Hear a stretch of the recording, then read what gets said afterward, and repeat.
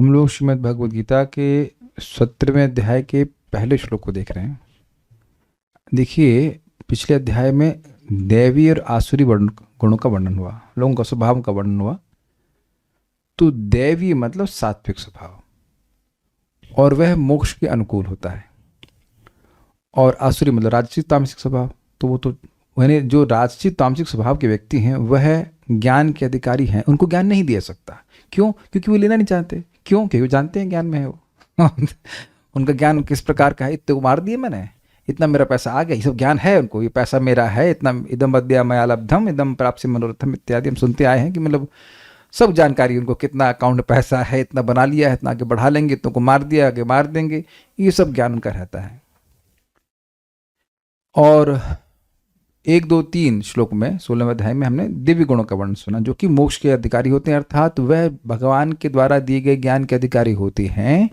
और भगवान ऐसी व्यवस्था भी करते हैं कि उनको ज्ञान प्राप्त हो। तो ये एक चीज समझ लीजिएगा, बड़ा कंफ्यूजन होगा इस अध्याय में।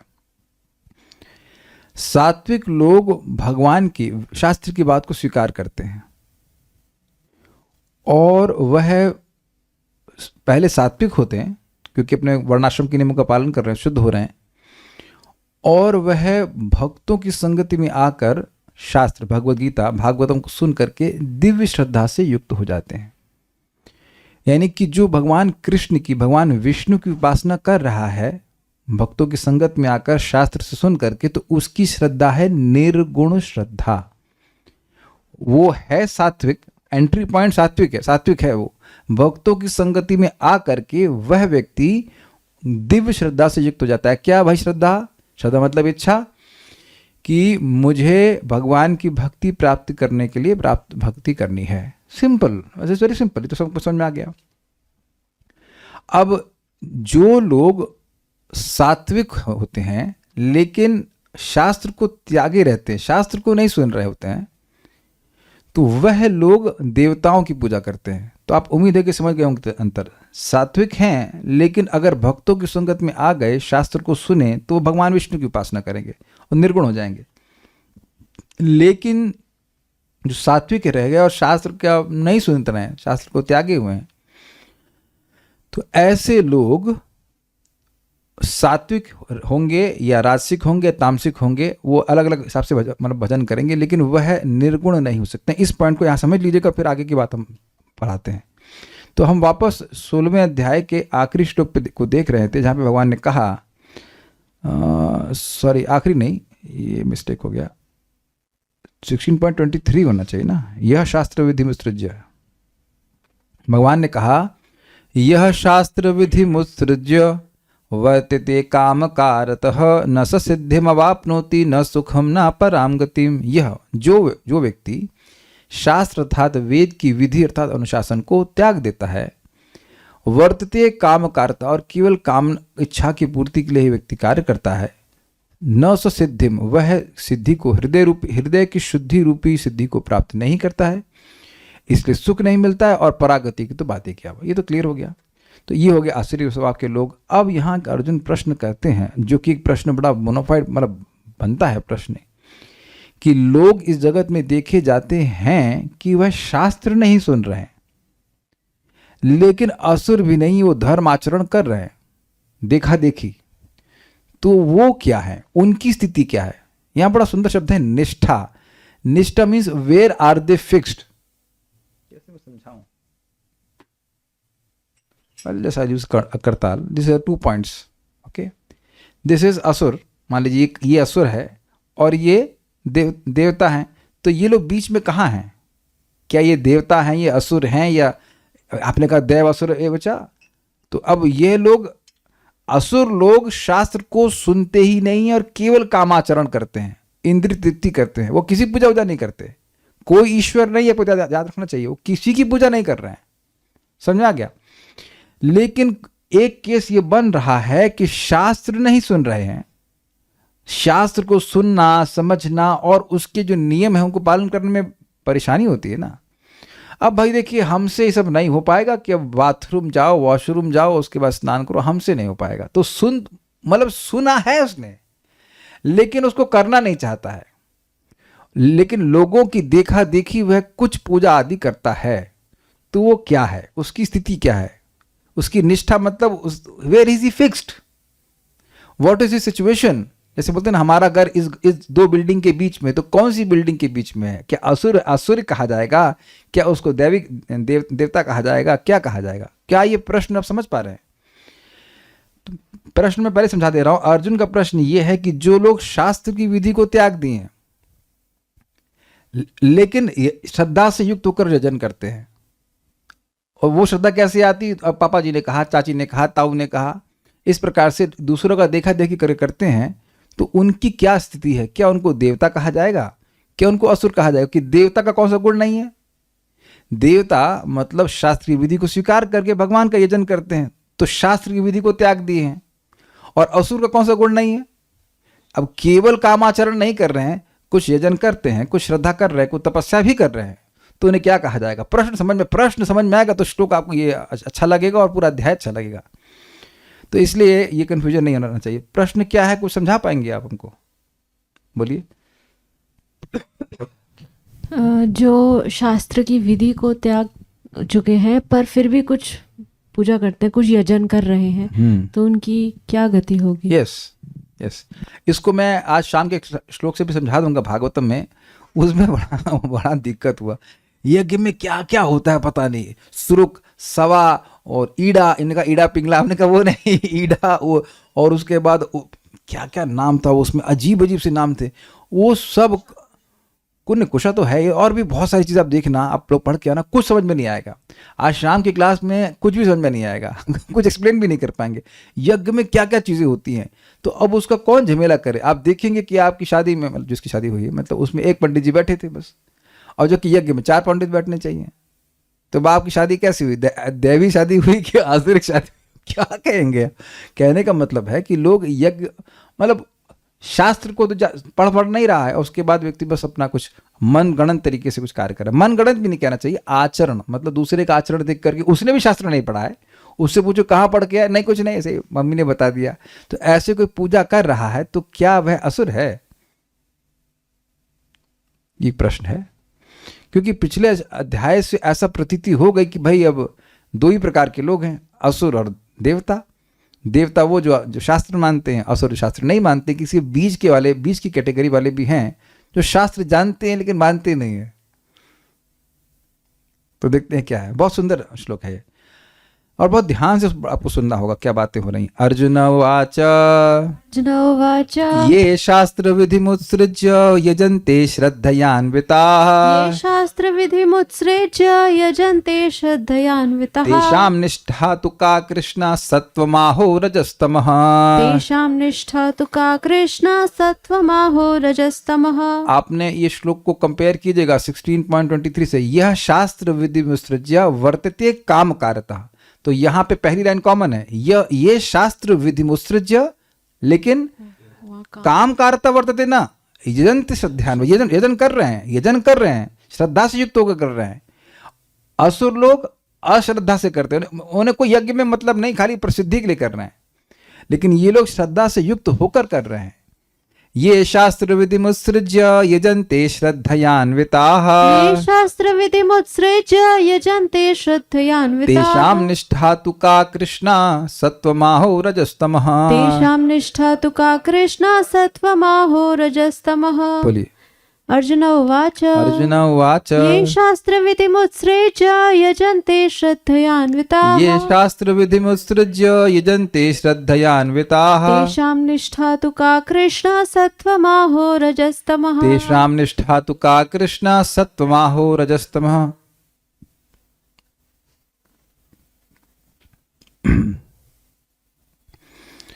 अर्जुन ने कहा, हे कृष्ण, जो लोग शास्त्र के नियमों का पालन न करके अपनी कल्पना के अनुसार पूजा करते हैं, उनकी स्थिति कौन सी है? वे सत्वगुणी है, रजोगुणी है या तमोगुणी है? ओके। अर्जुन वाचा, अर्जुन ने कहा, कृष्ण, हे कृष्ण, ये तो, लेकिन समझ गए ना? लेकिन क्लियर हुआ भाई? आपने 2 बात बताई, शास्त्र की विधि का पालन करते हैं, भगवान की आराधना करते हैं, देवता हो गए। शास्त्र की विधि को नहीं मानते हैं, बस कामाचरण करते हैं, हो गए, असुर हो गए। लेकिन अब आ गया ना, लेकिन जो शास्त्र विधि शास्त्र के विधान को उत्सृज्य त्याग कर श्रद्धयान्वित पूर्ण श्रद्धा से युक्त होकर यजन्ते पूजा आदि करते हैं। असुरों की उस यज्ञ में श्रद्धा ही नहीं थी, उन्हें कुछ नहीं करना, यज्ञ वज्ञ कोई प्यूरिफिकेशन कुछ नहीं करना उनको, लेकिन यहां श्रद्धा है कि यज्ञ करके हमको लाभ मिलेगा। क्या ये अंतर आप दिख गए? यहां पे शास्त्र का सपोर्ट नहीं लिया रहा कि शास्त्र क्या कह रहा है, कैसे करने के लिए कह रहा है, लेकिन ये विश्वास है कि इस यज्ञ से हमें फल मिलेगा।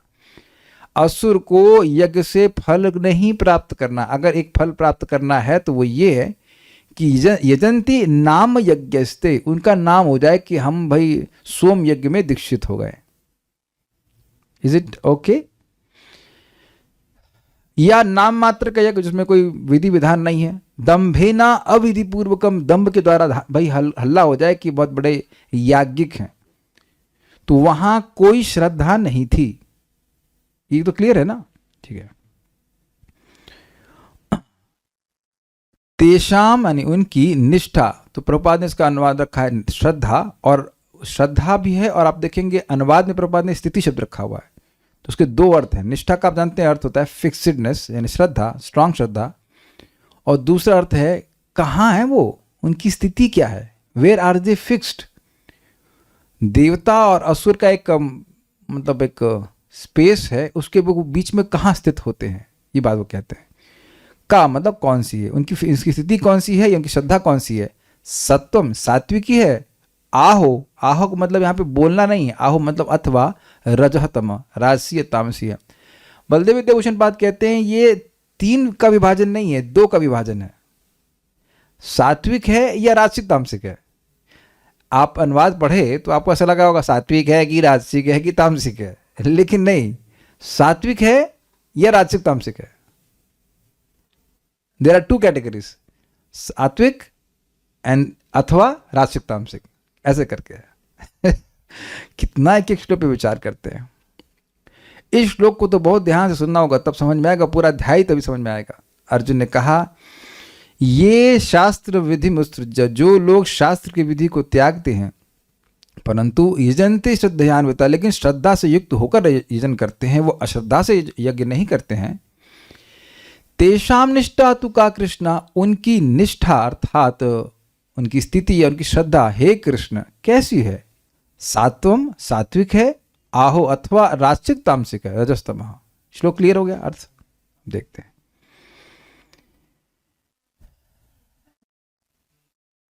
रजोगुण तमोगुण को कोई बहुत अच्छा तो नहीं मानते, भाई भाई भाई भाई तो हैं, कोई तो प्रभुपाद कहते हैं lower modes of material nature, बहुत लोअर, उसमें थोड़ा लोअर अपर हो सकता है लेकिन लोअर ही है ना।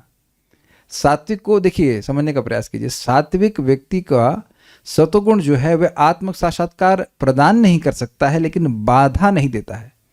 रजोगुण तमोगुण बाधा प्रदान करने वाले हैं।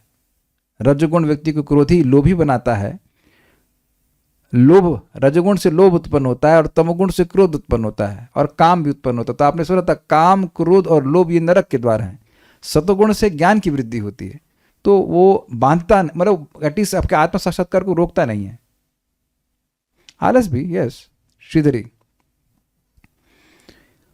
पूर्व के 16वें अध्याय के अंत का मीन था सेकंड लास्ट, यह शास्त्र विधिमुत्सृज वर्तते कामकारत न सिद्धिम अवाप्नोति न सुखम न पराम गति। इस श्लोक के द्वारा शास्त्रोक्त विधान का त्याग करके इच्छानुसार बरतने वाले, बरतने मतलब एग्जिस्ट करने वाले का ज्ञान में अधिकार नहीं है, यह कहा गया। उसे आत्मज्ञान नहीं प्राप्त हो सकता, मोक्ष नहीं मिल सकता है। ये यहां से सूचित हो रहा है, न सिद्धिम अवाप्नोति न सुखम न पराम गति। एकदम क्लियर है यह बात।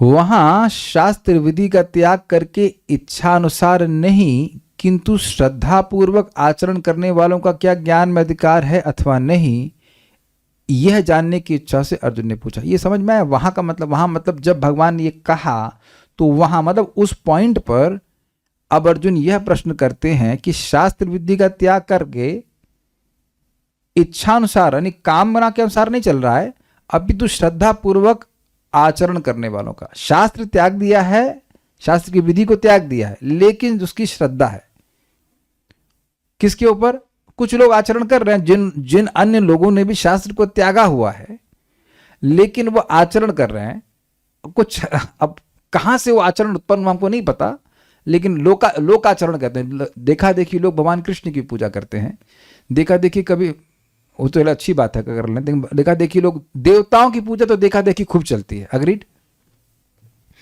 हम भगवान कृष्ण के बारे में नहीं बोलेंगे, भगवान कृष्ण की पूजा कैसे भी की जाए तो अच्छी बात है, लेकिन विष्णु उपासना की बात नहीं हो रही है। लेकिन जो देवताओं की उपासना चल रही है, शनि देव की चलती है, उससे पूछो कौन से शास्त्र के अनुसार आपने स्वीकार किया।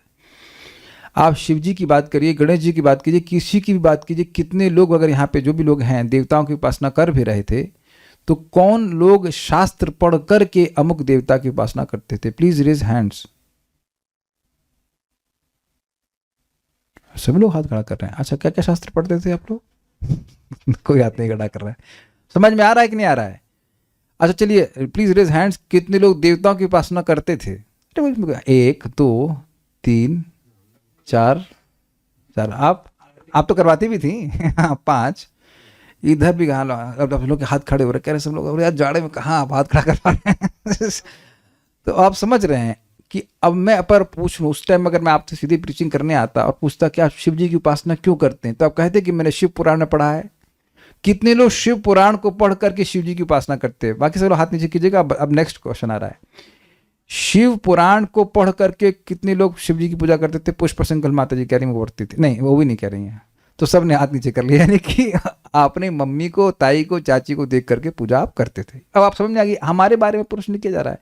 अब आप कहेंगे मैंने हाथ क्यों नहीं खड़ा किया, क्योंकि मैं किसी की पूजा नहीं करता। I was not worshipping anyone, किसी की नहीं पूजा करते थे हम निर्दलीय थे। हम किसी पार्टी में नहीं थे, निर्दलीय उम्मीदवार थे, हम सीधे भक्ति करने लग गए थे। तो एक्चुअली मुझे समझ में नहीं आता था कि like why should be worship, इसलिए उसमें इंटरेस्ट नहीं आता था, काहे पूजा करनी चाहिए। तो खैर बात बड़ी स्पष्ट है कि अब आप लोगों को स्पष्ट समझ आ गया कि हम लोगों के बारे में। अच्छा, आप ये नहीं कह सकते कि सब असुर थे। नवरात्रि का व्रत तो किए होंगे आप लोग, है कि नहीं? सब लोग करते हैं जगत। मैं नहीं उसमें, लेकिन मैं नहीं करता था, मुझसे व्रत नहीं हो पाता था, लेकिन लोग करते थे। तो नवरात्रि का व्रत कर रहे हैं, तो क्या वहां पे काम आचरण है? वहां तो अब शायद अन्न त्यागते हैं ना 9 दिन के लिए, 9 दिन के लिए अन्न त्याग देते हैं। आलू दही जो भी मतलब खाते हैं, अन्न त्यागना तो बहुत बड़ी बात हुई 9 दिन के लिए। कितने लोग ने किया है 9 दिन का व्रत? एक आपने किया, सबने किया। Wow, this is amazing, we have so many तपस्वीज हियर, वेरी गुड। उनसे तो एकादशी हो जाए बहुत बड़ी बात है। ओके, सो अब आपको समझ में आ गया क्या? अब एकदम शीशे की तरह क्लियर होगा कि आपकी मेरी नहीं, आप लोगों की स्थिति। हम तो पूजा करते नहीं थे भाई। हम तो कोई व्रत नहीं करते थे, हम तो काम कर रहा था। हम तो न शास्त्र पढ़ रहे थे और न पूजा कर रहे थे, तो हम तो असुर वाली कैटेगरी में थे। लेकिन उधर आप लोग पूजा करते थे, तो कौन सी स्थिति में थे? कोई यहाँ पे काल भैरव की पूजा भैरव की पूजा भी करते थे। हमारे एक मित्र हैं, 2 मित्र को हम जानते हैं जो कोई काल भैरव की पूजा है ना, ऐसे कुछ मतलब घोर पूजा भी करते थे। तो उनसे भी पूछो कि कौन शास्त्र को करते थे ना, कोई शास्त्र नहीं। तो आप समझ गए होंगे कि ऐसे लोग, एक मिनट मैं क्लियर करना चाहता हूँ। वो व्यक्ति बता रहे थे कि अपनी सिद्धि प्राप्त करने के लिए गरम तवे पे वो बैठते थे बिना पानी पिए 3 दिन तक। Garam tawa is not like hot blanket, नीचे अग्नि जल रहा, पता नहीं कैसे करते थे, हमको समझ में नहीं आ रहा। How is it possible? सही में वो जिंदा जिंदा भी हैं वो। अब तो खैर भक्त हो गए, उनके गुरु महाराज बोले अब और नहीं सब करना है, ठीक है। Very powerful, very powerful. लेकिन अब आप बताइए कि वो आदमी गर्म तवे बैठा हुआ है, तो वो अपनी इच्छा, वो ऐसा नहीं करे तो अपनी काम इच्छा के अनुसार कार्य करे। बहुत घोर तपस्या है। तो वहाँ पे तपस्या है ना। तुंगवती माता जी, आप क्यों हैंड रेज कर रही हैं? आप भी क्या तवे बैठी हैं? नहीं, आप तवे पे रोटी बनाती होंगी, वो सही है, ठीक है। तो ये है, इस प्रकार के लोग होते हैं। तो अब एक चीज बताइए कि अगर श्रद्धा नहीं होगी तो क्या कोई व्यक्ति करने वाला है सब काम? श्रद्धा है तभी तो, श्रद्धा मतलब इच्छा है, श्रद्धा है तभी व्यक्ति कार्य करेगा ना। तो ऐसे लोग कौन सी कैटेगरी में आते हैं? ओके, यह जानने की इच्छा से अर्जुन ने पूछा, यहां शास्त्र विधि का त्याग करके यजन करते हैं, इस वाक्यांश से शास्त्र के अर्थ को समझकर उसका उल्लंघन करके बरतने वाले लोगों को ग्रहण नहीं किया जाना चाहिए, क्योंकि उनके द्वारा श्रद्धा पूर्वक यजन करना संभव नहीं है। ये लाइन बहुत जबरदस्त है। कारण पूरा पढ़ता हूं। कारण आस्तिकता बुद्धि ही श्रद्धा है। शास्त्र को जानने वाले लोगों को शास्त्र विरुद्ध पदार्थ में श्रद्धा हो यह संभव नहीं है, क्योंकि उन्हीं को लक्ष्य करके 3 प्रकार की श्रद्धा होती है। सात्विक लोग देवताओं की पूजा करते हैं, राजसिक लोग यक्ष राक्षसों की पूजा करते हैं, तामसिक लोग भूत प्रेतों की पूजा करते हैं इत्यादि। उत्तर देना नहीं बन सकता है। इसलिए यहाँ शास्त्र का उल्लंघन करने वालों को ग्रहण नहीं किया जाता है। पूरा पढ़ूंगा तो समझाऊंगा। अभी तो क्लेश बुद्धि से अथवा आलस से शास्त्र के अर्थ को जानने का प्रयत्न न करके केवल आचार की परंपरा के वशीभूत हो श्रद्धा पूर्वक किसी भी देवता आदि की आराधना में प्रवृत्त रहने वाले ग्रहण किए जाते हैं। अतः यह अर्थ है कि जो लोग शास्त्र विधि का त्याग करके यानी दुख बुद्धि से या आलस्य से उसका आदर न करके केवल आचार प्रमाण से श्रद्धा संपन्न हुए यजन करते हैं, उनकी क्या निष्ठा अर्थात क्या स्थिति अर्थात कौन सा आश्रय है, उसी को विशेष रूप से पूछता है। हे कृष्ण, क्या वह सत्व है अथवा रज है अथवा तम है?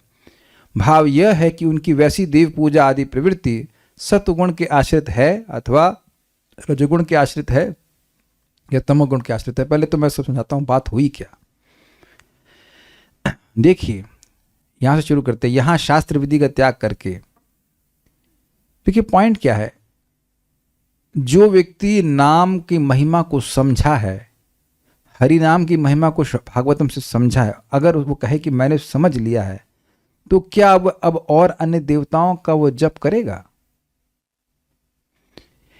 शास्त्र विधि को त्यागने का मतलब यह नहीं कि शास्त्र विधि को समझा और फिर त्याग दिया। बड़ी जबरदस्त बात बोल रहे हैं।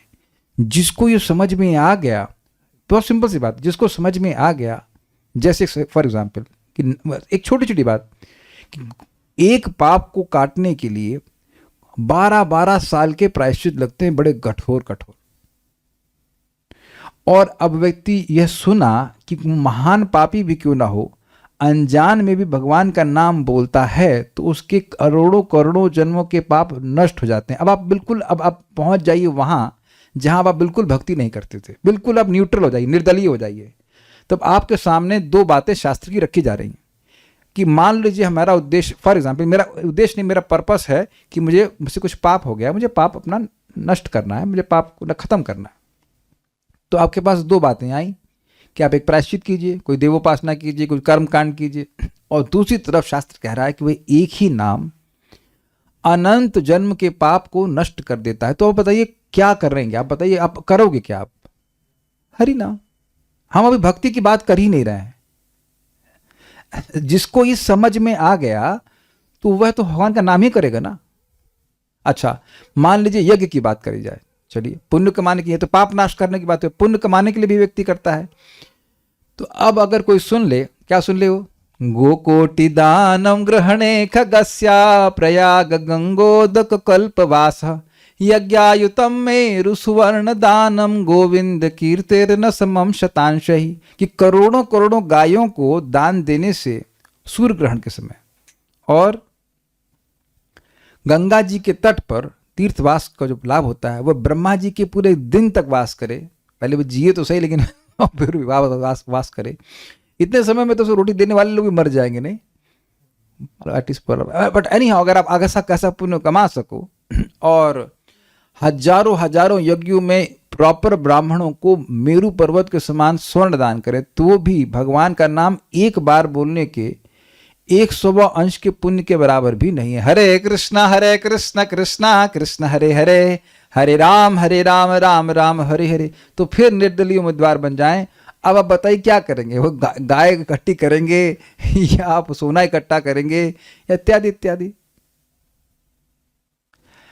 सोना कब मिलता है बताइए? दहेज में। और तो कोई ला करके आपको दान नहीं दे रहा है ना। एग्रीड माताओं, आपको सोना कब मिला? मुझे लगता नहीं शादी के बाद सोने वोने इतने दिए जाते हैं। वो दहेज में माँ ने जो दे दिया दे दिया। माता बोलती बेटी ले जा, उसके बाद तो तेरे हिस्से में कुछ आना नहीं है, सब बेटे को जाएगा। ऐसा बोलते हैं कि नहीं बोलते हैं? एकदम प्रैक्टिकल बात बोल रहे हैं। तो अब कहाँ से आप लाएंगे सोना? और फिर भी एक बार कृष्ण बोलने के बराबर नहीं है।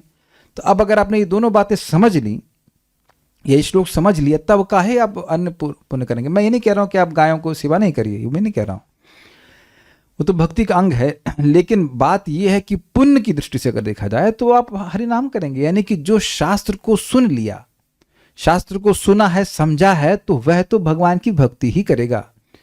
अश्वमेध यज्ञ करने वाला कभी भगवान को प्रणाम करने वाले के बराबर नहीं हो सकता है, क्योंकि कृष्ण प्रणामी न भवाय, जो कृष्ण को प्रणाम कर रहा है उसका दोबारा जन्म नहीं होता है।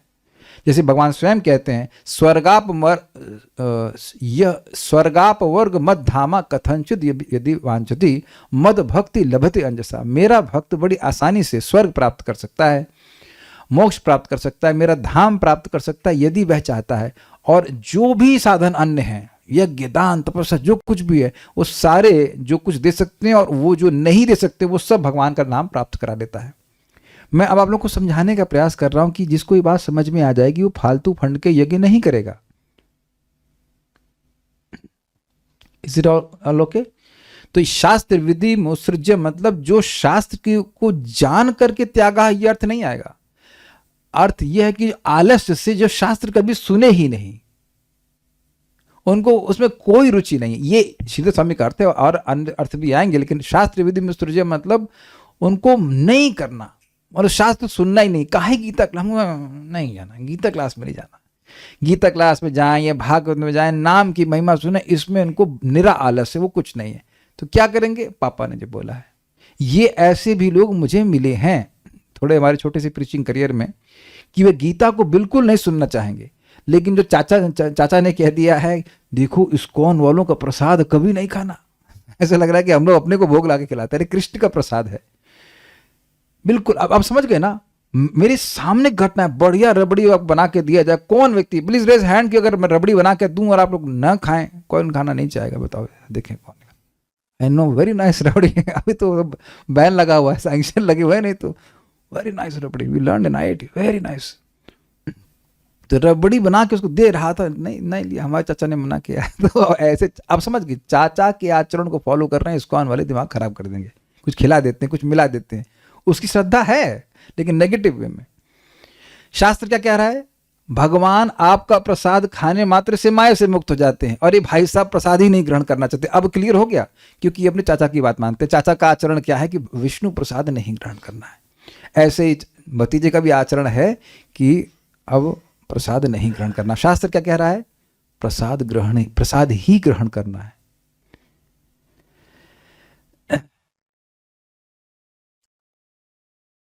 ओके,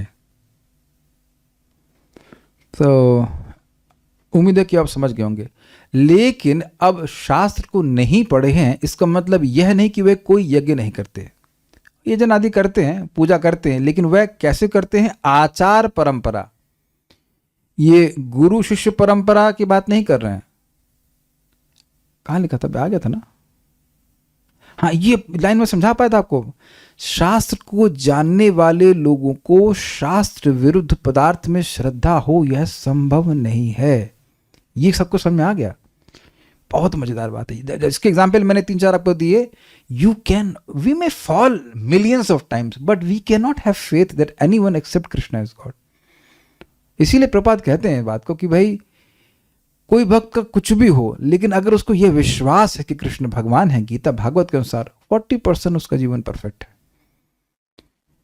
बहुत गंभीर बात है, बहुत गंभीर बात है। हमको याद आ रहा है, आज एक भक्त को बोले हम, क्या है, कैसे भक्ति हो रही है? नहीं हो रही है, एटलीस्ट ईमानदार थे।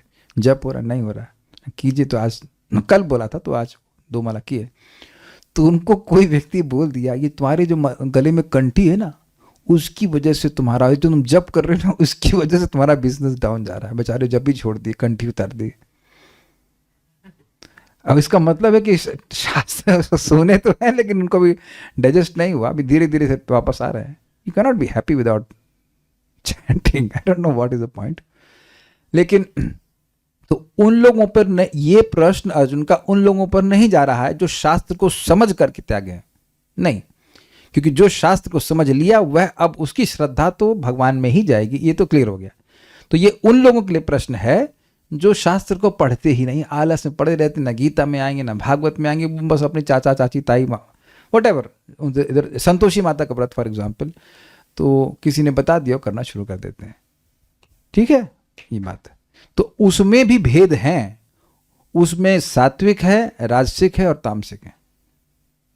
ठीक है, ओके।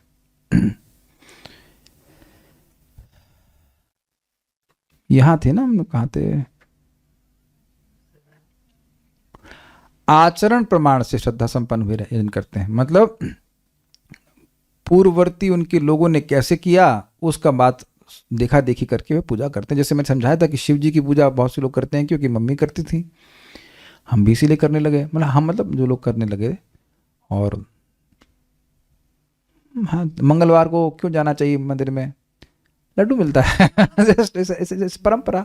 अच्छा, आपने पता नहीं, ये हमको आज तक नहीं पता चला कि ये लड़कियों को 9 लड़कियां होती हैं, 9 कन्याएं, 9 कन्याओं को क्यों बुलाया जाता है? 9 दुर्गा होती हैं। कहाँ पढ़ा आपने? अब आपने पढ़े तो देवी भागवत से पढ़ करके आप 9 कन्या बुलाती थी।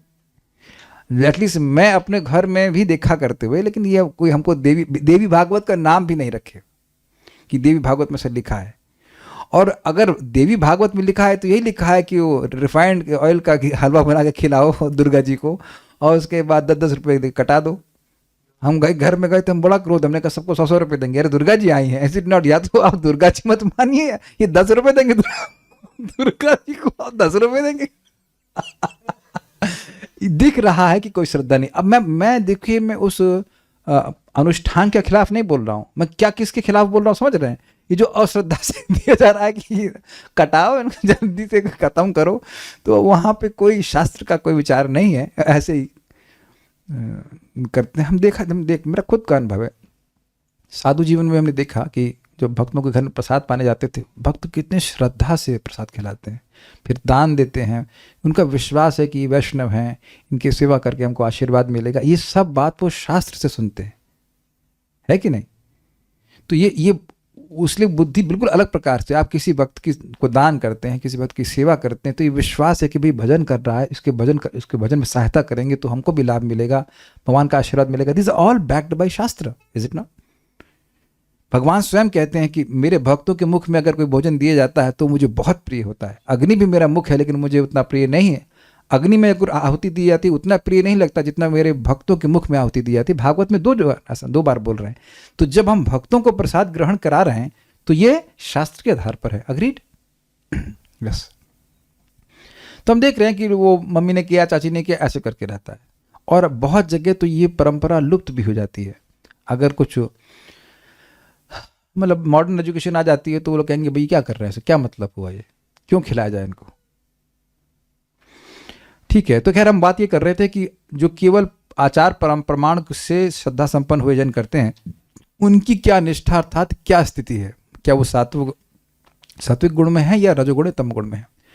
उसी को विशेष रूप से पूछता है, क्या वो सत्व है अथवा रज है अथवा तम है। भाव यह है कि उनकी वैसी देव पूजा आदि प्रवृत्ति सत्वगुण के आश्रित है अथवा रजोगुण के आश्रित है या तमोगुण के आश्रित है। मतलब रजोगुण से प्रेरित है, तमोगुण से प्रेरित है कि सत्वगुण से प्रेरित है। अब जरा ध्यान से सुनिएगा। श्रद्धा तो सात्विक है एवं क्लेश बुद्धि और आलस से शास्त्र का अनादर करना क्रमशः राजस और तामस कार्य है। ठीक है, इसलिए इस श्रद्धा के त्रिविध होने का संदेह है कि क्लेश बुद्धि राजसिक है, मतलब बड़ा कष्ट होगा, वो 1000 तरह की बात बोलेंगे, ये इधर से ये शब्द का अर्थ, उसका शब्द का अर्थ, वो कौन बैठे हम, अरे हमें 1000 बिजनेस करना है कि बैठ के क्लास सुनेंगे, ऐसा करते हैं। और दूसरा आलस्य। एक और बात भी है कि शास्त्र की इंजेक्शन सुन लिए, ये हम बता रहे हैं आपको, ये सच्ची घटना है। गांव में हम कार्यक्रम करने जाते थे तो भक्त लोग भक्ति करने लगे, तो वहाँ गांव के लोग बोले आप लोग बड़ा अच्छा है, हम लोग से होगा नहीं है। 16 माला जप, स्नान करो और भोग लगाओ, हमसे होगा नहीं। तो क्या दिक्कत हो रही है उनको? क्लेश हो रहा है ना। 9 बजे तक उठेंगे, 11 बजे तक उठेंगे, सुबह उठना पड़ेगा, भाई हमसे नहीं होगा, हमसे नहीं होगा। तो ये इसे इतना क्लेश हमसे नहीं उठा सकते। वो 9 दिन क्लेश उठा लेंगे, सॉरी 9 दिन तो नहीं बोलना चाहिए, because that is different thing, but किसी देवता की पूजा करने के लिए कुछ दिन क्लेश उठाएंगे, लेकिन जो शास्त्र में अनुमोदित क्लेश है वह नहीं उठाएंगे। क्लेश उठाएंगे लेकिन शास्त्र में जो इसका अनुमोदन है वह नहीं उठाएंगे, ये कह रहे हैं। और आलस्य से वह त्याग देते हैं। यदि उनकी प्रवृत्ति सतुगुण के आश्रित है तब तो सात्विक होने के कारण उनका भी पूर्व कहे हुए आत्मज्ञान में अधिकार होना चाहिए, अन्यथा नहीं होना चाहिए। यह प्रश्न का तात्पर्य भावार्थ है। क्यों? आपने कहा कि जो सात्विक होते हैं वह ज्ञान के अधिकारी होते हैं, तो ऐसे लोग अगर सात्विक हैं, श्रद्धा से युक्त हैं, शास्त्र को त्याग किए लेकिन श्रद्धा से युक्त हैं, कुछ नियम का पालन कर रहे हैं, तो अगर ये सात्विक हैं तो इनको भी ज्ञान प्राप्त करने का अधिकार होना चाहिए, आत्मज्ञान। और अगर नहीं है तो क्या फिर असुर चले गए? असुरों का ज्ञान में अधिकार नहीं है। तो जो आप प्रश्न समझ पा रहे हैं, बात ये थी सात्विक लोग जो नियमों का पालन करते हैं, वर्णाश्रम के नियमों का पालन करते हैं, भक्तों की संगति प्राप्त करके ज्ञान प्राप्त करते हैं। तो अब ये लोग कामाचरण तो नहीं कर रहे हैं लेकिन शास्त्र की विधि का पालन नहीं कर रहे हैं, तो क्या ये सात्विक हैं? आर दे सात्विक? तो अगर सात्विक हैं तो फिर भाई इनको ज्ञान दिया जाना चाहिए। और अगर रजोगुणी तमोगुणी हैं तो फिर ये असुर हो जाने चाहिए, तो इनको बिल्कुल ज्ञान नहीं दिया जाना चाहिए। तो पॉइंट क्या, इनको ज्ञान दिया जाना चाहिए कि नहीं दिया जाना चाहिए, कि कहाँ है ये? अब आप समझ रहे होंगे प्रश्न काफी गंभीर है। गीता भूषण टीका। अर्जुन के प्रश्न का उत्तर देते हुए भगवान कृष्ण सत्व, रजो तथा तमोगुण की विभिन्न वस्तुओं का वर्णन भगवद गीता के 17वें अध्याय में कर रहे हैं। जो वेदों का अध्ययन करते हैं और शास्त्रों में श्रद्धा के साथ उन वेदों में वर्णित नियमों का पालन करते हैं तो ऐसे व्यक्ति देवता कहलाते हैं। स्पष्ट है, दो गुण क्या है? अध्ययन करना और नियमों का पालन करना। जो वेदों को नहीं मानते हैं और अपनी इच्छा अनुसार कार्य करते हैं तो ऐसे लोग असुर कहलाते हैं। जैसे कुछ सुट्टा पिएंगे, सुट्टा समझते हैं? सुट्टा मतलब सुट्टा means anything to do with smoking. उसमें बहुत सारी चीज़ आती हैं, सुट्टा, हुक्का, एवरीथिंग विल कम। तो उसमें कहते हैं, मैंने पता मित्र हमारे बोले कि हम इसको तमोगुण नहीं मानते। अरे अच्छा भाई, तो ये है उनका तमोगुण। समझ में आ गया ना? कुछ नहीं मानना उनको, ऐसे लोग असुर कहलाते हैं। ऐसा आपने पिछले अध्याय में कहा था। अब मेरा, अरे बेटा समझ लें तो। अच्छा ये चीज बताओ, आपकी मम्मी तो आपको डिस्टर्ब नहीं करती जब पढ़ाई करती हो, तो किस श्रद्धा से युक्त होकर के आप आचरण कर रहे हो? मम्मी को भी तो पढ़ाई करनी होती है ना। हाँ, फिर आगे आपको पढ़ाएंगे वो। अब मेरा अर्थात अर्जुन का यह प्रश्न है कि उन लोगों की क्या स्थिति है, यानी स्थिति मतलब सिचुएशन है, जो दुर्गम वेदों को पढ़ने और समझने के बाद आलस्य या अन्य कारणों से उनके नियमों का पालन नहीं करते हैं और देवताओं या अन्यों की लौकिक श्रद्धा से पूजा करते हैं। तो अब देख रहे हैं यहाँ ने थोड़ा अलग अर्थ लिया है कि एक दो बार सुन लिए लेकिन अरे यार हमको मत बुलाओ क्लास में। समझे आप मेरी बात? आप जान रहे हैं कि मैं पढ़ा रहा हूं तो ये एक बार में तो बात समझ में ही नहीं आती है। मतलब वेदों का आशय समझ में तो आता नहीं है, तो थोड़ा इधर इसे कहते हैं लूज रीडिंग कहते हैं ना। मैं समन्वय करना चाहता हूं, जिसको वाकई समझ में आ गया वो तो भगवान की भक्ति करेगा। क्लियर? वेदेश सर्वे अहमेव वेद्यम। लेकिन जो ऊपर ऊपर से पढ़ा, गुरुजनों के संग नहीं बैठा, सालों साल नहीं बैठ के पढ़ा, तो वो क्या करेगा? अरे हमको नहीं समझा, बहुत हो गया, हमसे एक क्लास में सुन ली, बहुत हो गया जीवन में। तो अब वह व्यक्ति आलस्य के कारण उन नियमों का पालन नहीं करते हैं। जैसे मैंने आपको बताया था कि एक व्यक्ति हम जानते हैं, हमको बोले हाँ जब हमको मौका मिलता है तो हम एकादशी कर लेते हैं। अरे भाई, जब उनका मूड होता है तब एकादशी किया जाएगा। अब ये है ना एकदम आलस्य। अब देखिए, ये नहीं कहा जा रहा है कि आउटराइट वो असुर है, कि कभी कभी एकादशी कर लेते हैं, कभी मन नहीं हुआ तो नहीं करते हैं। डिपेंड की डिश उस दिन कौन सी अच्छी होनी है, या मौका लग रहा है कि नहीं। भाई हो सकता हो कि किसी रिश्तेदार के घर में जाते हो तो वहाँ पे भगवान कहते हैं भाई यहाँ एकादशी वर्जित है। ये वर्जित नहीं, एक्सेप्शन है कि इस घर में आप एकादशी नहीं भी करेंगे तो भी आपको पाप नहीं लगेगा। शायद ऐसा कुछ लिखा हो शास्त्र में, ऐसा तो कोई है नहीं। या कुछ लोग ऐसे बोलते हैं कि अब कहीं भी ब्रज में कहीं भी कुछ भी खाओ सब प्रसाद है। ये सुना है आपने? और ये भी कोई बता रहे थे कि कंठी, पता नहीं, एक तो व्यक्ति हमको श्लोक बता रहे थे, कंठी अगर आपने पहन लिया है, वेरी गुड इन्फॉर्मेशन, तो जो कुछ भी खाते हैं वो सब प्रसाद हो जाता है। ये भी अच्छी इन्फॉर्मेशन है शास्त्र। ये तो काफी अच्छी है भाई। फिर तो सारे होटल मेरे घर है। मंदिर है, गोविंदा रेस्टोरेंट खोलने की क्या जरूरत है फिर?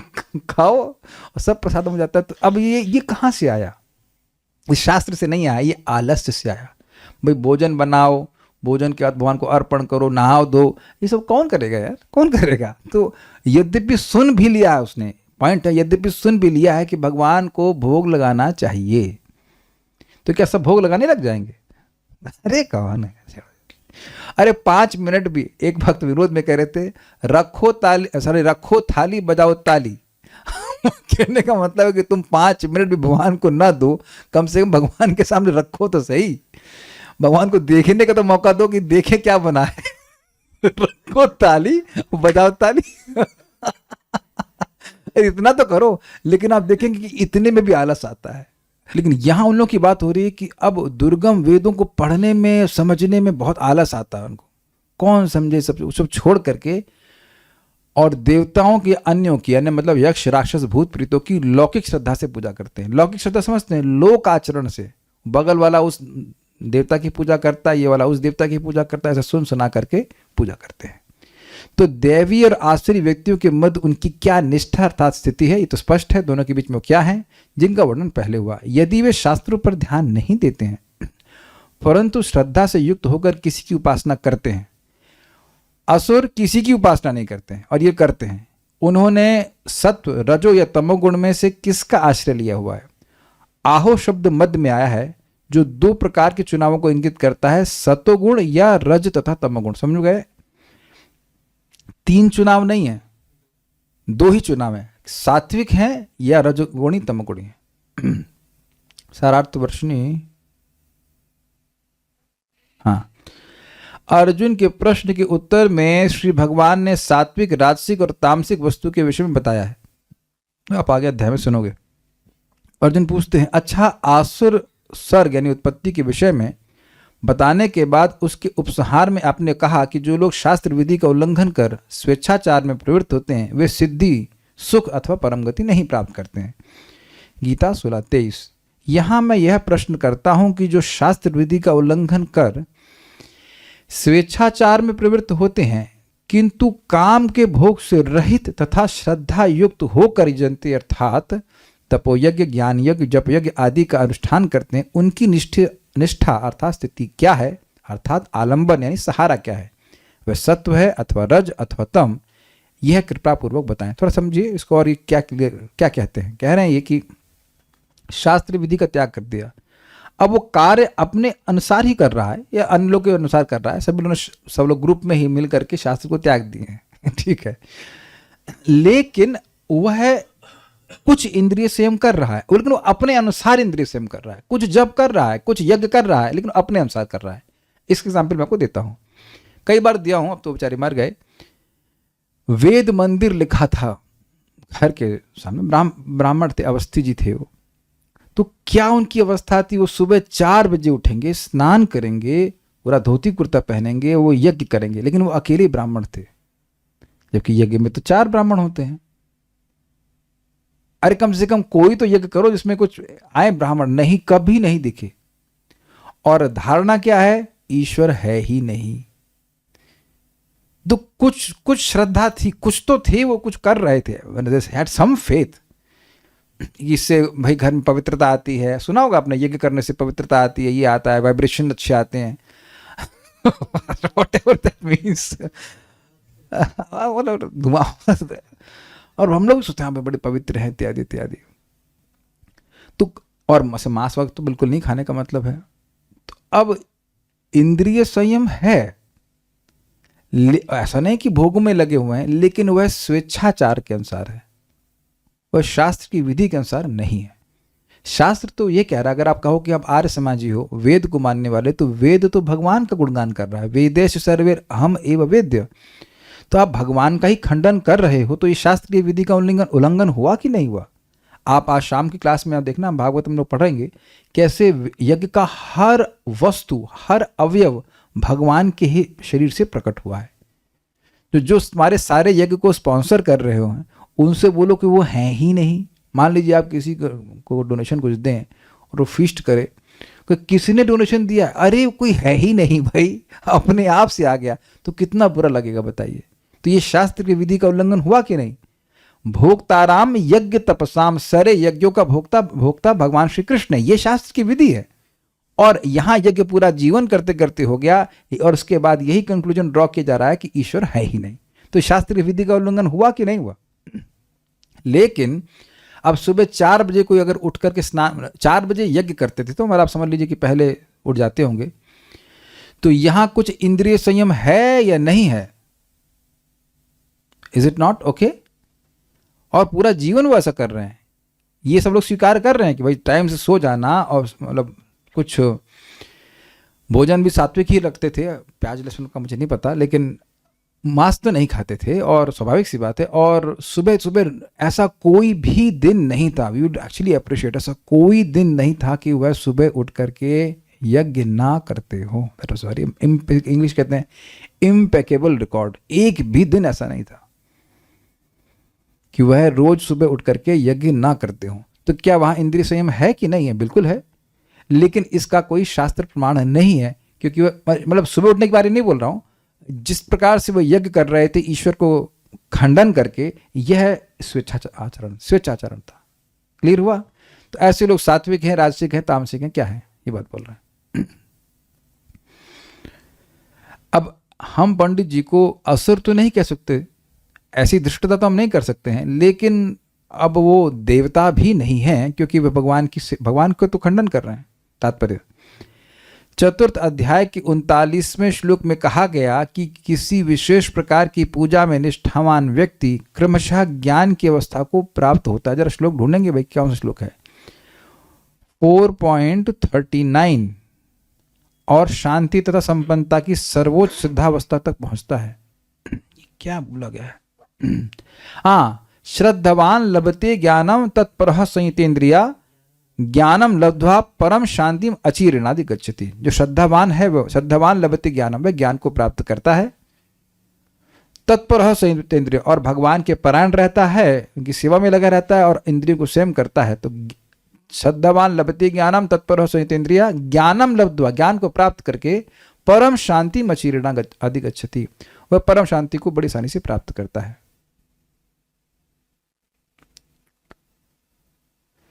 16वें अध्याय में यह निष्कर्ष निकलता है कि जो शास्त्रों के नियमों का पालन नहीं करता वह असुर है, और जो निष्ठापूर्वक इन नियमों का पालन करता है वह देव है।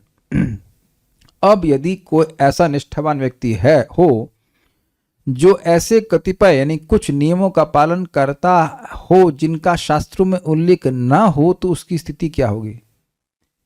मैं तो आरती उतारूं रे संतोषी माता की। तो अब आरती एक नियम हुआ कि नहीं? ठीक है, ये तो नियम सही है, लेकिन संतोषी माता जी कहां से आ गए? Got it?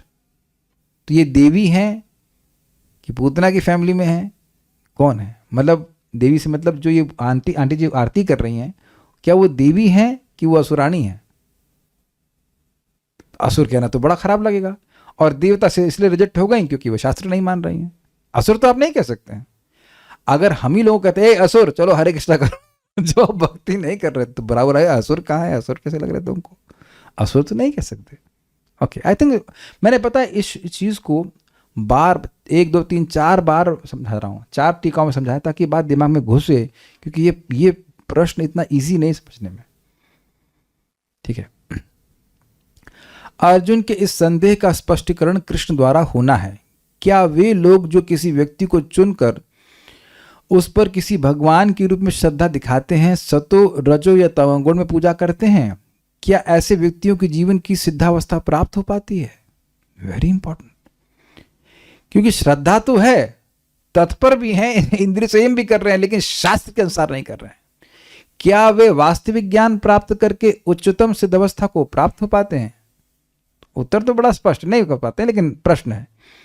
जो लोग शास्त्रों के विधि विधानों का पालन नहीं करते किंतु जिनकी किसी पर श्रद्धा होती है, और जो देवी देवताओं और मनुष्यों की पूजा करते हैं, रजनीकांत की पूजा करते हैं, अमिताभ बच्चन की या हिटलर की पूजा करते हैं, क्या उन्हें सफलता प्राप्त होती है? अर्जुन इन प्रश्नों को श्री कृष्ण से पूछ रहा है।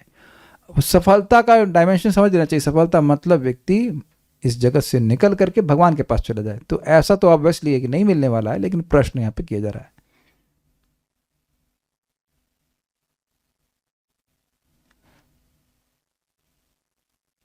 हाँ, एक कह रहे हैं आजकल तो प्रभु जी बोलते हैं कि एक लेडी में देवी आ गई और उनको पूजने लगते हैं, फिर उनसे अपने बारे में पूछने लगते हैं। तो अब ये लोग क्या हैं? This the point. अब एक प्रश्न है, ये राधे राधे का चैंट इस श्लोक के अंदर आता है। देखिए श्रील प्रभुपाद जी इसको लिखते हैं तात्पर्य में, in Vrindavan devotees take shelter of Shrimati Radha Rani. Shrimati Radha Rani का नाम कोई बोल रहा है तो वो प्रमाणिक ही है। भगवान का कोई भी नाम बोल रहा है, राधा रानी का नाम बोल रहा है तो वो प्रमाणिक है। कोई मान लीजिए मैं कहूँ कि राम राम बोल रहा है तो गलत है? आप बताइए। कृष्ण कृष्ण बोल रहा है तो गलत है? आपने गांव में सुना था ना, राम राम जी राम राम बोलते थे। देखिए हरे कृष्ण मंत्र हम लोग कर रहे हैं और वो तो शास्त्रीय है, उसमें कोई कठिनाई नहीं, स्वीकार कर लेंगे।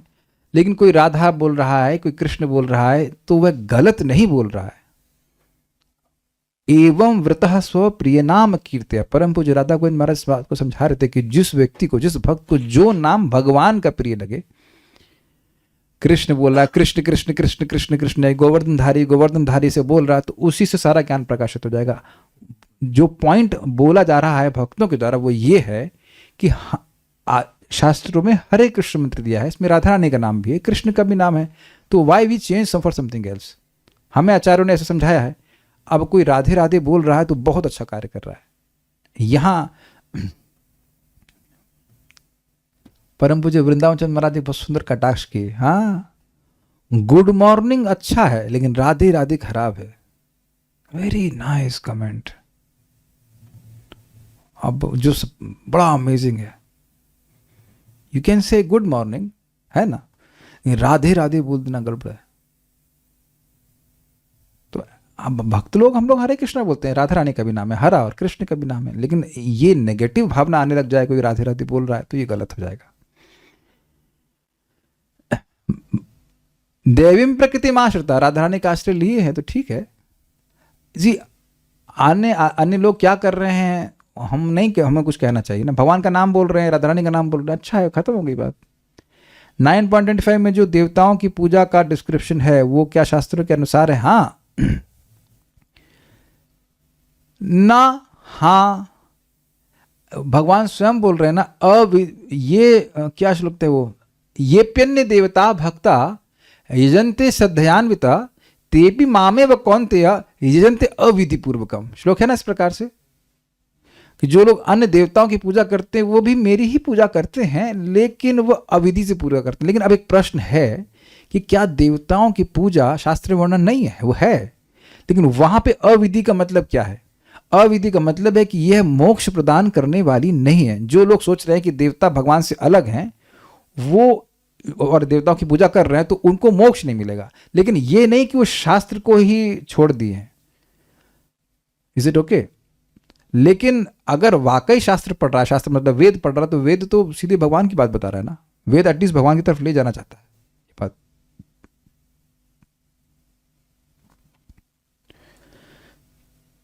प्रभु जी, भक्त लोग भी कभी कभी आलस कर जाते हैं, कई बार आलस कर जाते हैं भगवान की सेवा में। उनकी क्या स्थिति? वो भक्त हैं, आलसी भक्त है।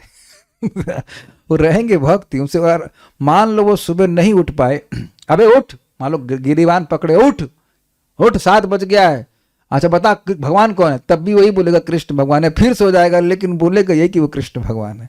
तो इसलिए इतना वो ठीक है, तभी भक्त हैं।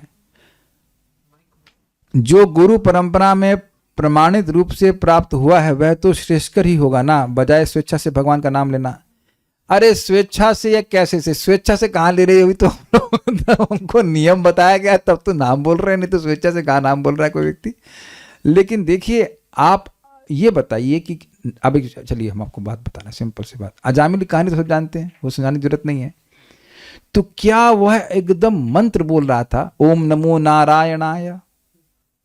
तो वहां भी तो आप नारायण शब्द वहां इस पे लिखा है, अयम ही कृत निर्वेशो। अब शास्त्र बोलना शुरू किए विष्णु भक्त, विष्णुदूत, वहां तो वह कोई शास्त्र सुन करके नहीं बोल रहा था, नारायण बोल रहा था अपने बच्चे का नाम पुत्रोपचार करने के लिए, पुत्र को पुकारने के लिए, और स्पष्ट बोल, अयम ही कृत निर्वेशो जन्म कोट हंसाम अपी यद व्याज हार विवश नाम स्वस्तैनम हरे। तो भगवान हरि का नाम तो प्रमाणिक है भाई, सारे शास्त्र तो भगवान के नाम से आते हैं। तो if somebody is chanting Hari, चाहे वो अपने पापा को देख करके बोल रहा हो, ओम नमो भगवते वासुदेवाय बोल रहा, तो खैर प्रमाणिक मंत्र है, या राम राम बोल रहा है तो वो बहुत अच्छा है। हम जिस गांव में जाते थे प्रचार करने के लिए, वहां भी बोलते राम नाम का गोला छूटा भाग जाए यम के दूता, anyhow Ram they are chanting ना। शास्त्र का प्रमाण है, श्रद्धया हेलयावा भृगुवर नर मात्रम तारयेत कृष्ण नाम। श्रद्धा से लिया जाए या अश्रद्धा से लिया जाए, एक बार भी भगवान का नाम लिया जाता है तो व्यक्ति को मुक्त करता है। ये शास्त्र की बात है। हम लोग भगवान का प्रेम प्राप्त करने के लिए हमें एक मंत्र दिया गया है, दिया गया मतलब शास्त्र में वर्णित है, महाप्रभु ने दिया, and we will do that, वही करना, उससे हमें सिद्धि मिल जाएगी। लेकिन शास्त्र का वचन ये है कि जो नाम प्रिय लगता है भक्त को, भगवान का नाम होना चाहिए। नाम नाम अकार्य बहुदा निज सर्व शक्ति, there is no higher and lower कि हरि का नाम ऊपर है और राम का नाम नीचे, ये बिल्कुल अपराध बन जाएगा। हरि राम कृष्ण गोविंद, जो नाम जिसको भक्त को अच्छा लग रहा है वह उसका उच्चारण करे। लेकिन अब हम लोग इतने बुद्धिमान तो है ना कि हम नाम सेलेक्ट कर लेंगे, विचार हरे कृष्ण मंत्र, और उससे सारी सिद्धि प्राप्त हो जाएगी। उम्मीद है कि बैलेंस कर पाएंगे, क्योंकि कहीं ऐसा ना हो जाने लग जाए कि कोई मान लो ओम नमो भगवते वासुदेवाय बोला है तो ये अच्छा नहीं, अरे भाई तब तो फिर अपराध बन जाएगा। और तो कुछ नहीं है। यस, हरे कृष्ण। यहाँ पर श्रद्धा के बारे में बताया जा रहा है, तो जो मतलब एक तो भक्तों के रेफरेंस में आता है कि जैसे भक्त विधि के हिसाब से अगर नहीं कर पा रहे, विधि जानते हैं, जैसे प्रसाद ग्रहण कर रहे हैं, तो उस टाइम पे आलस्य पूर्वक महाप्रसादे गोविंद ये सब ना वो बात देखिए ऐसा नहीं। महाप्रसाद मालूम नहीं बोल पाया, लेकिन महाप्रसाद तो पाया। अच्छा, कितने लोग को महाप्रसाद पाने में आलस आता है? वह तो कोई आलस नहीं है ना। तो महाप्रसाद नहीं बोल पाया कोई, वो तो उतना बड़ा कोई ऐसा कोई अपराध नहीं है बोलना का। कम से कम हाथ तो जोड़ लेते हैं ना। हाथ तो जोड़ लिया, इतना स्मरण कर लिया प्रसाद, और न भी स्मरण किया, वो वस्तु शक्ति भाव की अपेक्षा नहीं करती है। देखिए, भक्ति कर रहा है, भक्ति करने में आलस कर दे एक अलग बात है। इसका मतलब नहीं कि उसकी श्रद्धा कम हो गई है। अब मान लो कभी भक्त सुबह नहीं उठ पाए तो ऐसा नहीं कि उसे उठना ही नहीं है, अब वो उठना छोड़ दिया है, भक्ति करेगा ही नहीं, वो बात नहीं है। आलस का मतलब है कि कोई उसको पालन ही नहीं, उस विधि को पालन ही नहीं करना है, हमें करना ही नहीं, हमें स्नान करना ही नहीं है। मान लो कोई कभी देर में भक्त लोग हैं, कभी देर में उठ गए, तो ऐसा नहीं कि उन्हें प्लानिंग कर ले, हमको सुबह उठने के लिए बात मत करिए, बहुत हो हमसे नहीं उठना ना। हमें तो हंसी यार, एक भक्त है, वो एक दिन आया 4 महीने में एक दिन आया, कहा प्रभु जी मेरी जो आपसे मीटिंग है व्यर्थ नहीं जाएगी, मैं आऊँगा। मैंने कहा कब? अब फिर गायब, फिर आलस, वो आलस हो गया, लेकिन कम से कम उसके मन में रिजेंटमेंट नहीं कि मुझे उठना ही नहीं है। उठूंगा अगले बार, फिर 4 महीने बाद, चतुर्मास के बाद उठूंगा। अब तो कुछ बोलते रहे, सोते रहो, लेकिन we can't put him on, मतलब वो पूजा तो भगवान की कर रहे हैं ना प्रभु जी। और जैसे जो बाकी दूसरे रेफरेंस से बोला गया जो देवताओं की पूजा करते हैं, तो उसमें जो श्रद्धा का जो वर्ड यूज़ किया जा रहा है वो क्या भौतिक इच्छा या फिर भौतिक बेनिफिट्स के लिए? उनका विश्वास, श्रद्धा का मतलब विश्वास भी होता है ना, शास्त्र के अनुसार विश्वास नहीं है। देखिए, जैसे हम लोग अब प्रैक्टिकल फिर अपने जीवन में चले जाइए। जैसे आप पूजा करते थे, जब भगवान मान लीजिए शिव जी की पूजा करते थे, तो कुछ विश्वास था ना कि यही भगवान है, कारण ओके भगवान है, एग्जैक्टली आप सबको सही बोले, ये पूज्य हैं। भगवान कौन है ये तो प्रश्न ही नहीं करते। कितने लोगों ने प्रश्न किया था कि भगवान कौन है? That was never a question. ये पूज्य हैं, वेरी गुड, बिल्कुल सही उत्तर। तो ये कहाँ से आया? ये हमारे पूर्व जन्म के संस्कार की वजह से ऐसा होता है कि व्यक्ति को ये अमुक देवता अच्छे लगते हैं। आप देखो, कुछ लोग हनुमान जी की पूजा करते हैं। अब हनुमान जी की पूजा कितने लोग इस रूप में करते हैं कि भगवान राम के शुद्ध भक्त हैं और हमें भगवान राम की भक्ति प्रदान करें। अगर वो ऐसा कर रहे होते तो राम राम बोल देते, हनुमान जी तो राम राम बोलते हैं, शिव जी राम राम बोलते हैं, तो आप शिव जी की शुद्ध भक्त के रूप में पूजा कर रहे होते तो आप राम राम बोल रहे होते। अग्रीड? तो ये बिल्कुल आपने सही बोला, बिल्कुल सही एटीट्यूड कि ये देवता अमुक देवता मेरा पूज्य है। उनके मन में ये कुछ इतनी भावना नहीं आती कि कौन भगवान है, कौन है, ये सब कहाँ प्रश्न होता है। तो श्रद्धा बिल्कुल एग्जैक्टली इस सेंस में कि ये मेरे उपास्य हैं, इनके अगर अगरबत्ती दिखाऊंगा तो मेरा जीवन बढ़िया चलेगा, ये बात है। और वो सतुगुणी होंगे तो देवताओं की पूजा करेंगे, आगे तो उत्तर आ ही जाएगा। जो रजोगुणी होंगे यक्ष राक्षसों की पूजा करेंगे, तमोगुणी होंगे तो भूत प्रेत पूजा करेंगे। ध्यान दीजिएगा कि कुछ लोग वाकई ऐसे भूत प्रेतों की, जिन्नों की पूजा करते हैं जो उनकी इच्छाओं को पूरा करते हैं। तो ये डेफिनेटली इच्छाएं हैं, लेकिन ये जो आपने शब्द बोला वो एकदम क्लियर है। श्रद्धा का मतलब ये पूज्य हैं, ये मेरे उपास्य हैं, इनके आशीर्वाद से हमारा सब कुछ चल रहा है। हमने एक बार एक व्यक्ति को एनटीपीसी में प्रीचिंग किया था, तो बोले हाँ देखिए सबको सम्मान देते हैं, लेकिन जब पढ़ती है तो देवी की उपासना ही करते हैं। आप भी किसी व्यक्ति को जानते हैं ना, जो निर्णय तो नहीं कर पाए थे कि भगवान कौन है, लेकिन अपनी देवी की उपासना करते थे, उनसे काम चल रहा होता है, ऐसा करके रहता है। मेरा प्रश्न ये है कि कृष्ण भावनामृत और कृष्ण भावना हैबिट में क्या अंतर है? कृष्ण भावनामृत और कृष्ण भावना भावित में क्या अंतर है? एक ये बात तो है, कृष्ण भावनामृत, कृष्ण की भावनामृत और कृष्ण भावना भावित एक ही तो अर्थ है, क्या अंतर है? बिंग किसी और एक ही अर्थ है, कृष्ण कॉन्शियसनेस। नारायण शब्द का क्या अर्थ है? अब चलिए, आपने अच्छा प्रश्न किया है।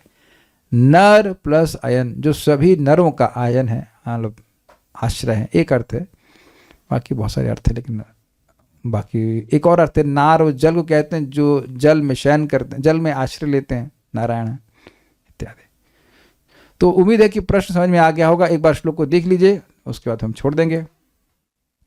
जो लोग शास्त्रीय विधि को त्याग देते हैं लेकिन श्रद्धा से युक्त होकर के यजन करते हैं, उनकी स्थिति क्या है? कृष्ण सात्विक हैं कि रजोगुणी तमोगुणी हैं? तो विल स्टॉप नाउ।